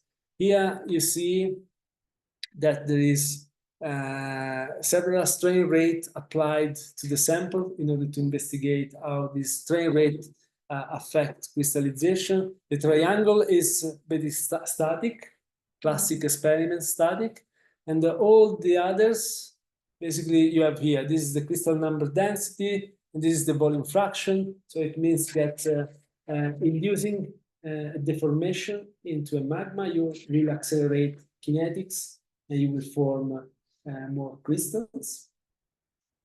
So this is very interesting stuff. So the four I presented so far: the ambient pressure, static experiments for crystallization, and vesiculation induced by heating, deformation in several ways to study crystallization and vesiculation. I'll move towards in situ at extreme high pressure conditions. This is a kind of piston cylinder. that is X-ray transparent. The assembly is more or less similar for what we discussed before. And what you can do, you perform high pressure experiments that will be pressurized by a piston, more or less like the piston cylinder. And you can reach pressure around the upper mantle transition zone, more or less this kind of pressure there. You cannot perform decompression, of course. Once it's pressurized, but you can play with temperature. So what you can do, it's you can perform cooling experiments or investigating mantle processes. So therefore, also this is interesting also for metamorphic processes. But yeah, the point is what is missing. What is missing is the intermediate pressure. So we don't have an intermediate pressure to investigate shallow rust processes. So what we discussed so far, so in order to investigate crystallization or vesiculation. So the first approach, the first attempt that we had is to use this furnace combined with this uniaxial rig that I presented yesterday. What we developed is the piston and the crucible. This piston and the crucible are attached to a uniaxial rig, so therefore they are going to pressurize the sample in this way. And we developed this approach where the pistons was designed by engineering. These pistons can allow us to pressurize and seal the crucible. This is the crucible where the sample is. You can see this broken crucible where the melt is going out. So it means that the melt, basaltic melt, is stored here, and the piston is going to pressurize the system here, the melt here, and seal the system. With this piston as a platinum foil around it in order to make the friction less between the two ceramic in order to seal better, and then to contain a nickel foil, because what we did also, we wanted to control the oxygen fugacity, adding a foil of nickel in order to buffer the system close to nickel oxide. So this was the approach. This is what I presented yesterday. The approach of our experiments yesterday, I didn't show this. It's like this: a single step cooling experiments, cooling, keeping the temperature for 90 minutes at fixed temperature. Then we decrease again the pressure, the temperature, and monitoring and recording what was happening for around 16 minutes. So from the beginning to the end of the experiments, we acquired 1 3D image every minute. Okay, so we track the evolution of our processes every minute. We have 1 frame every minute. It doesn't mean that I analyzed all of them because it takes forever. But then I decided to do every 5 minutes. So I selected 1 frame every 5 minutes. It was a reasonable compromise. And so therefore, the picture that I showed yesterday, here I showed the evolution every 20 minutes. But all the data that I presented yesterday here, basically you don't see the points, but these are every 5 minutes. Okay, I have data every 5 minutes, and exactly all the pitch, all the video that I showed you yesterday, it's a frame every 5 minutes. So then you can decide why I'm highlighting this point, because you can, once you have a frame every 1 minute, and that is enough for this kind of crystallization. What you can do is you decide the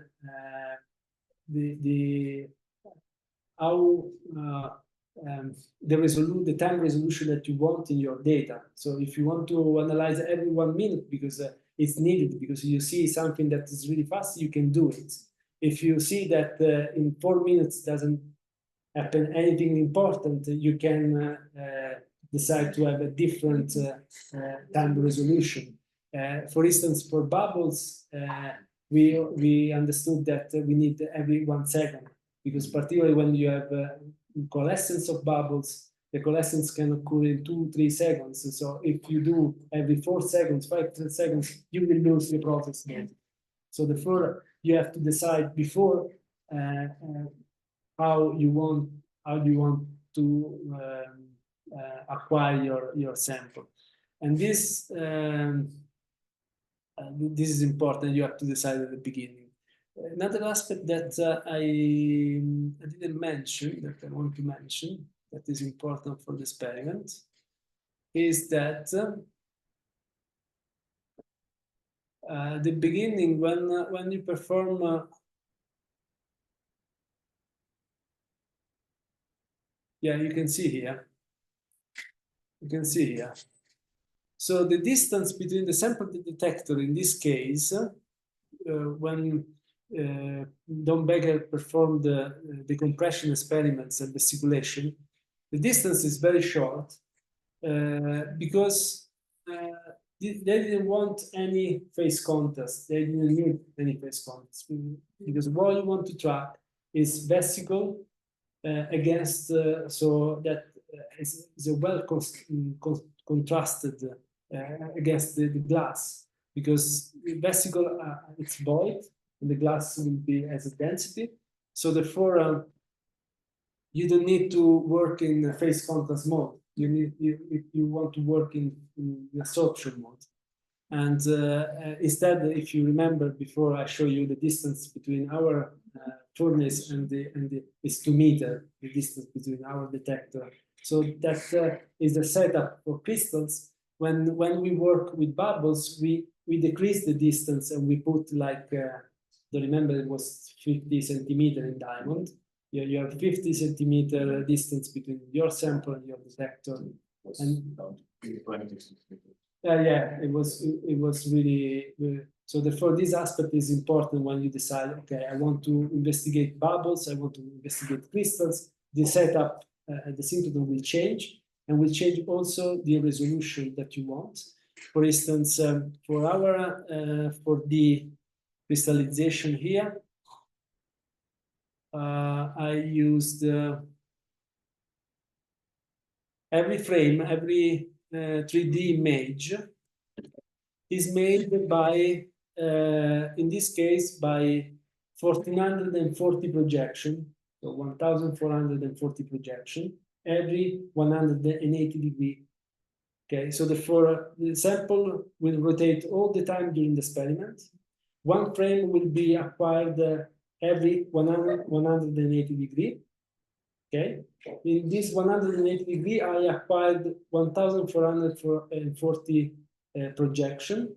Okay, this will give me a certain resolution. The resolution is 3.2 micron, and particularly to do so, it will take 1 minute. Okay, to do this.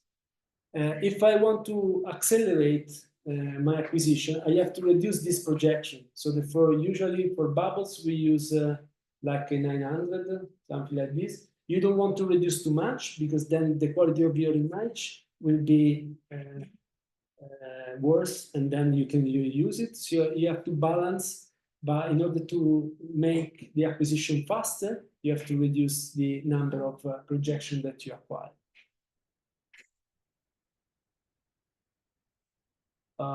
Here as well, the bubbles I showed you before. What was a video?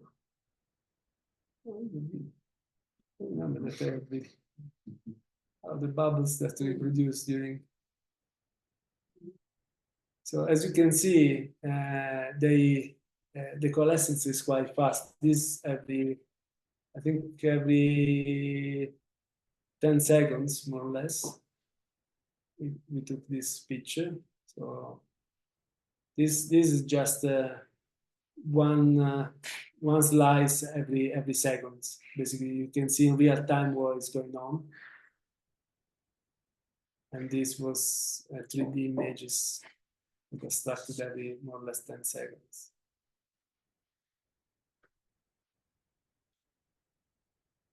And basically, at the end, what you do, it's in this case, most of the bubbles were separated. But when you have coalescence, you start to develop conductivity. You can measure that it could be in real time. As a last step, what we want to investigate, because the approach of this piston, basically, that I presented so far, is that the maximum pressure that we reached was, in this case, was 10 megapascal, but we reached, for this experiment, maybe was around 40 megapascal, but no higher than that. It was difficult to go and to control and to quantify the pressure above that, because at the end you have a piston that will record the force, not the pressure, and you have to extrapolate the pressure knowing the solubility of water, basically. It was not so easy to transform the force in pressure for this kind of experiments. So therefore, we were limited in pressure. So we investigated 10, 20 megapascal, something like this. But then what we wanted to do, we wanted to control precisely the pressure reaching 100 megapascal and decompress with a fixed decompression rate. So therefore,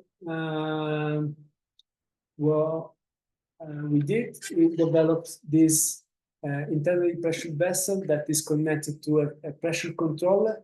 Is pressurized by helium in this case, because this vessel doesn't like to be pressurized with water or doesn't like oxygen inside. You have a control inside, you have the thermocoupled controller, so you know exactly the temperature. You have a compressor for the helium, and there's the window for the X-ray beam. So, and this picture, yeah, this is the vessel, a diamond light source with the camera. I wanted to show you, yeah, these windows here are in sapphire. They are 5 millimeter thick, and they are 1 centimeter thick, sorry.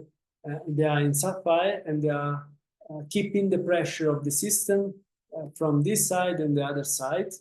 And then the beam will pass through and reaching the furnace. The furnace is this internally. And we have another sapphire window here that keep the temperature constant within the furnace. The furnace is basically this one. These are the heating elements. You see these tiny wires, and our sample will go inside here. These are the thermocouple that are connected to the controller, the temperature controller, and this is the screw. You screw. Yeah, this is the screw. One screw is at the top and one at the bottom. So basically now we have in one.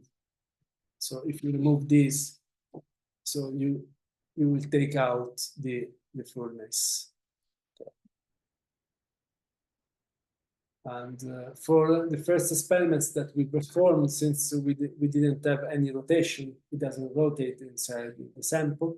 We developed this crucible, alumina crucible, with a flat shape in order to put our sample and to perform radiography experiments. So therefore, we don't have a cylindrical crucible, because at this point, what we need to do is to acquire 2D images through time. We needed something flat.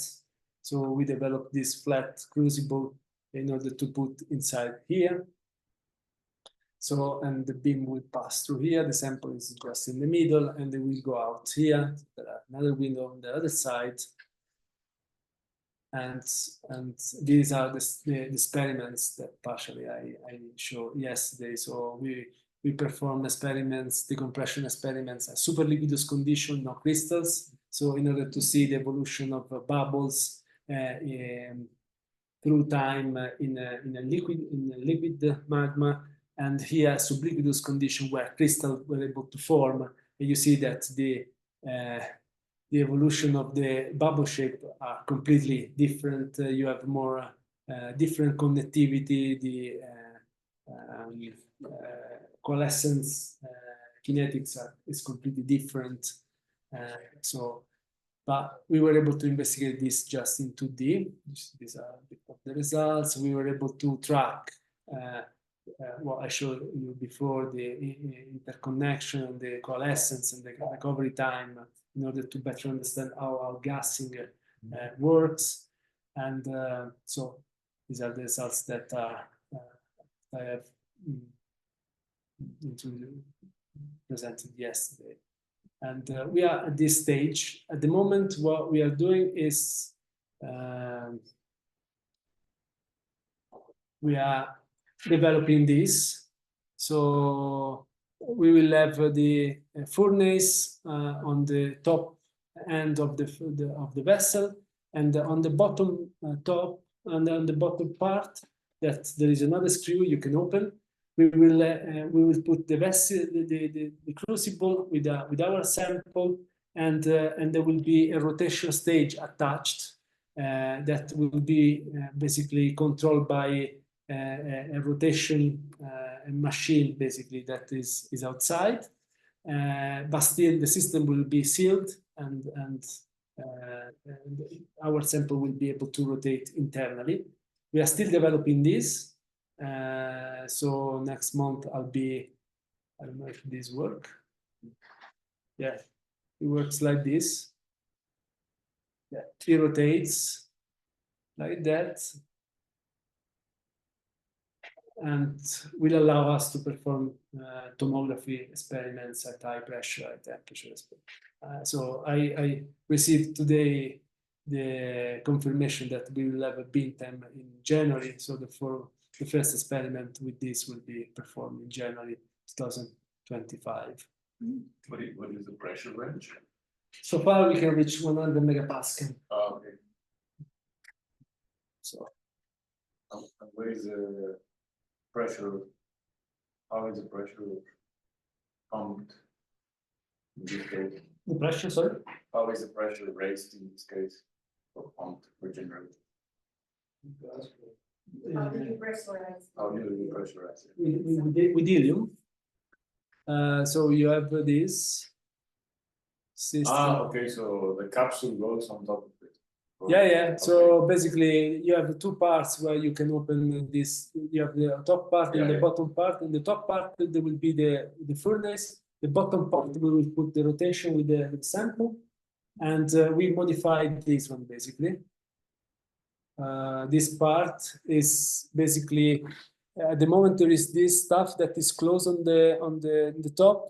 We will make an hole, and this will be upside down, and the sample with the rotation stage will enter from the bottom, and we calculate exactly that sample will be within the hotspot and the window, and then is pressurized by this compressor here that is connected by the helium pump, the helium bottle, and this is basically is a compressor that will push the gas into this system here. In this system here, you have a tank where a bit of helium will be stored at a certain pressure. You decide the maximum pressure that you want in your system. And then there are two valves internally here. And these two valves are controlled by the pressure controller. So therefore you say, okay, I want to reach 100 megapascal. These two pumps, we use the gas pressurized in the tank here, and they will transfer the pressure, the gas, the helium gas from the tank to this one in a controlled way. They are very precise valves that are able to control the compression rate and the compression rate. Yes, so moving the gas from here to the tank and vice versa. And then we have a chiller to cool down the system. We have the temperature controller that is here, that will be controlled remotely dynamo source.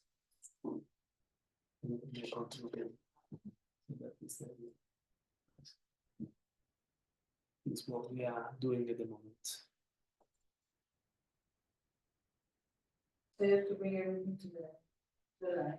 Yeah, exactly. Make sure that you go the. Usually we rent a van inside, and I drive go down to Diamond. Before I assemble everything, it takes a bit to assemble everything. Yeah.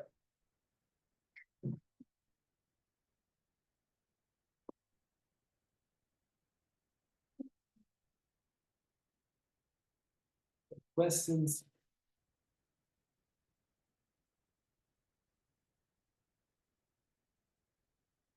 So it is rotating inside the furnace. Yeah. Why do you need to rotate inside it? Because the rotation, the purpose of the rotation is only to catch the images, right? Yeah, you need to rotate with a fixed angle to acquire 3D images, and it has to rotate within the furnace, because what we are going to rotate is the crucible with the sample inside. The sample has to be within the furnace, and the furnace is this one. Is this one. So therefore, the crucible will enter this hole here, and he has to rotate precisely. So the acquisition will be done by the beam that will pass through this window, basically. How do you manage to have the cables while the rotation? Because you have to have all these cables and lines. Yeah, actually, for the rotation, there are no cables, because the cables are complete. All of them outside. Yes, there is basically a magnetic coupling between the rod that is controlling the rotation inside, and there is a magnet here. There is a magnet that with bolts that will rotate, and the rod will rotate. Actually, there are no cables. It's just magnetically controlled. It would be interesting to see how the effects of the centrifuge forces Right. while you are doing the experiment and taking the images. So maybe if you do the experiment to different speeds and see when and what exact point the centrifuge forces start to affect the experiment. Okay, this is a bit tricky to do it, because we cannot change the rotation rate, because the rotation rate is related to the resolution that you want during the acquisition. So that is related to tomography, and actually we cannot change. We cannot test different rotation. That is fixed. We want one frame every minute with 1440 projection for that resolution, and the rotation is fixed. We cannot change. Otherwise, we change the resolution and the type of, but that is not convenient for us, because we want. But you need more resolution, you need more projections, and the projections need to be done in less time.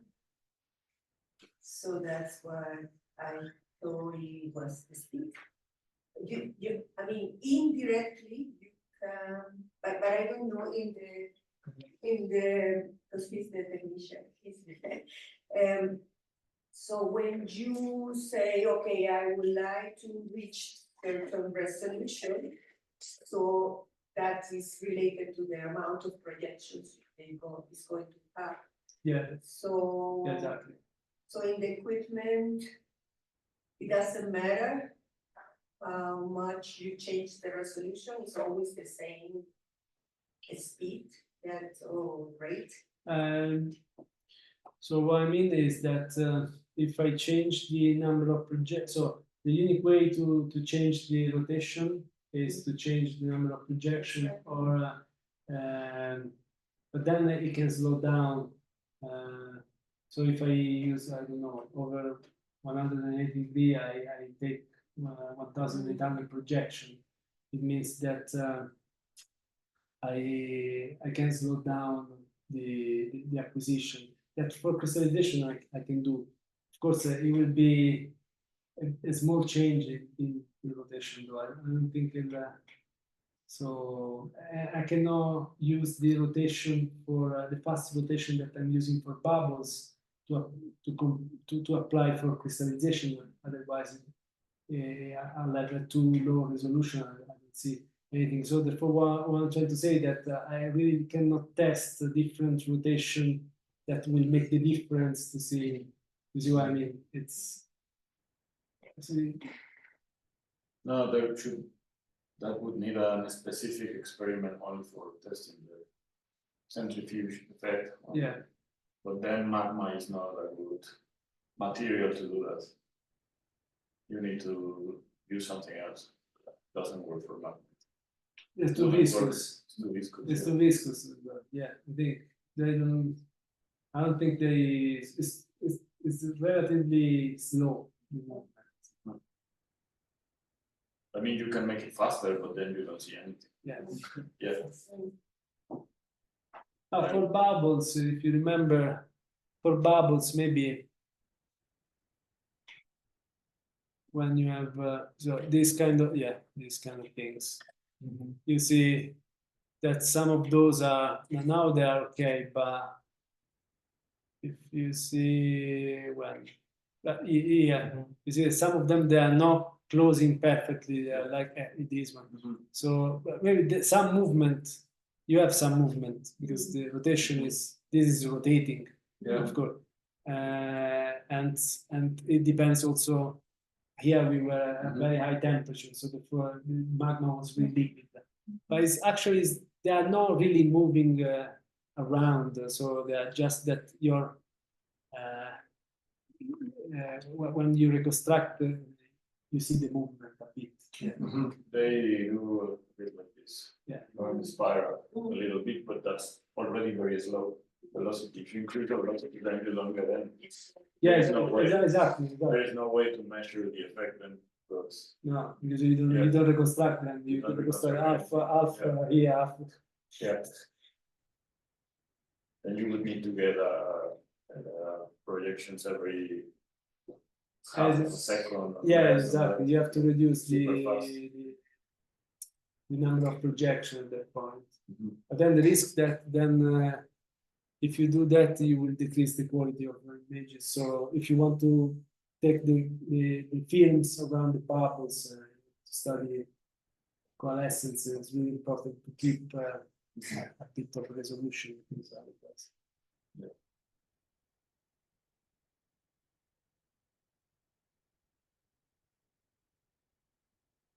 ¿Quieren bajar el laboratorio ahorita? No, venga,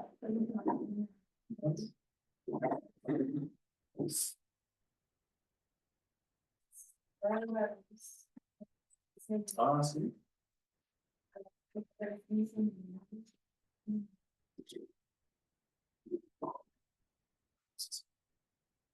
Pero, ¿sabes?